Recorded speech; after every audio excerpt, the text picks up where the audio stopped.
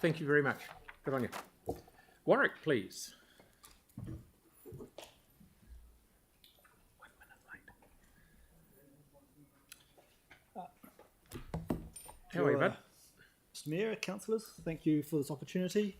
I'm here as an individual, just participating in the system because that's what makes it work. My presentation is really, it's really about just this above inflation rates rises, and I'm sure you've heard a lot about that.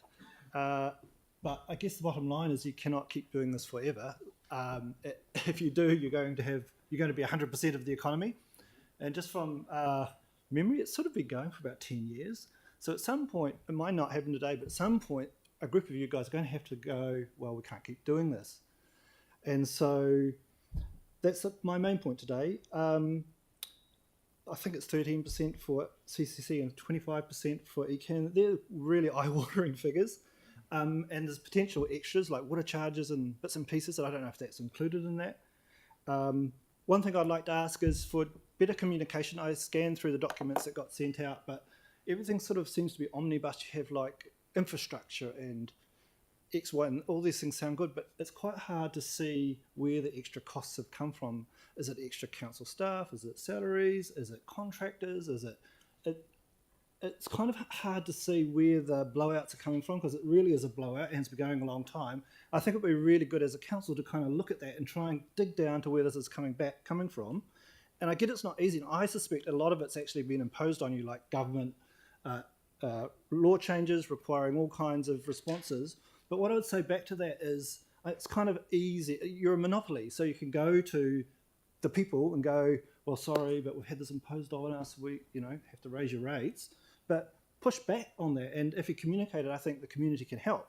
Like you did it for Three Waters, the housing density. I think you really need to go back to government and say when their regulatory requirements are over the top, to tell them that.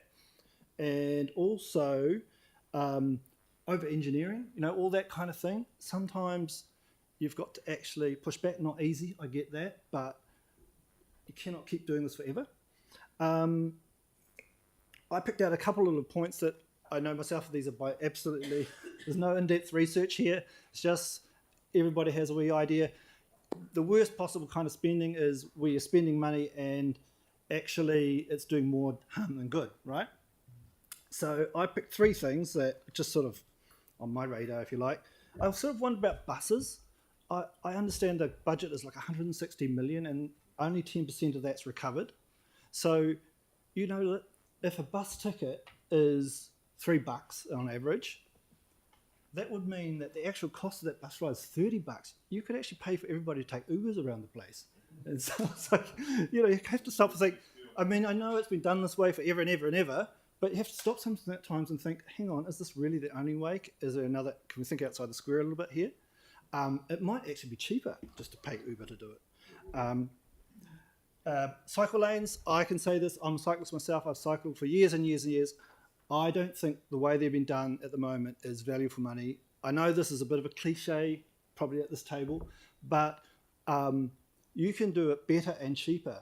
So this idea that cyclists are pedestrians is wrong. Nowadays with electric bikes especially, they go so fast, as fast as cars, right? And these lanes are making it quite difficult because cars are crossing two flows of traffic. Lincoln Road is a good example where it's just paint. It gives them a bit more space around the doors on the roadside.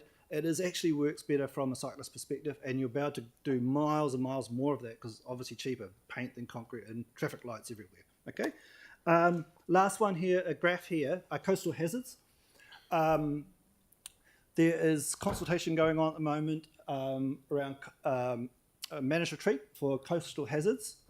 And I put this graph up because when this all started, we didn't really know where we were going. We have various scenarios from the IPCC. You see the 8.5, the worst case at the top. Now, it's incredibly important for communities on which of these scenarios is used because it has a devastating impact. If you get put in a high risk zone, then you can't build. Well, that's been the way it is to now. So you see now that time's moved on a bit, and I've actually looked up on NOAA yesterday just to say where we are actually at the moment on concentration. So if we can wait about, say, to 2030, we'll really see where we are, and we'll really know which of these models we should be using for establishing risk zones. So we can save 1.8 million on this consultation if that's where it's actually going, if it's not bundled up with mitigation, or for mitigation, and actually make better decisions just by pausing a little bit. There, thank you. Okie doke. Thank you. Sarah, did you have your hand up? No. Pauline did. Thank you. Just wondering, because you asked about the explanation of the rates increases, but I'm just wondering if you realise that inflation, interest and insurance plus the Tikaha Stadium for the first year equals about 12%, nearly 12% of the increase. Yeah, well, you have to start asking questions about things. For example, insurance. Auckland's self-insuring because of this. You know, you've really got to ask hard questions because this is ahead of inflation, and you're actually driving inflation and making it worse. So you've got to ask some hard questions and think outside the square for solving this. Because, like I say, if you keep going down this track, you will be 100% of the economy. Great, Good thank answer. you. It's a good Yep. answer. Aaron? I, over engineered, just spoke about cycleways as a cyclist, but things like libraries and community spaces, halls and stuff, should they be more like a simple commercial box, or should they still be the super well designed award-winning spaces that we put in every single neighbourhood at 3 times the commercial build rate? Well, if I was king for a day, look, I love those beautiful buildings, don't get me wrong. I would say books shouldn't be given away for free to adults. You know, I don't think it's quite right. And especially Libby, you know, you can just, there's bookshops for doing that. You're actually undercutting businesses out there. I wouldn't be against, you know, the nice designs and just putting up utilitarian boxes to save money, personally. Okay, thank you. Celeste? Thank you. It's good to finish the submission strongly, but yeah, no, that was great. In terms of your feedback on the cycleways, what are you able to just expand a bit further on how we could approach things differently in the future in terms of rapid rollouts? And So things? I think the way is not to think of cyclists as pedestrians. That's the core of the problem. You should think of them as motorists. They should be on the roadside of the cars.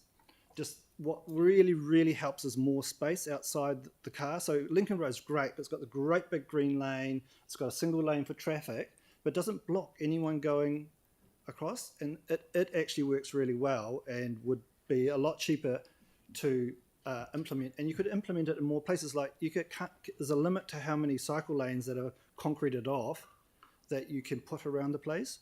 So eventually, even if a cyclist, you do like them, use them, you have to use the other anyway.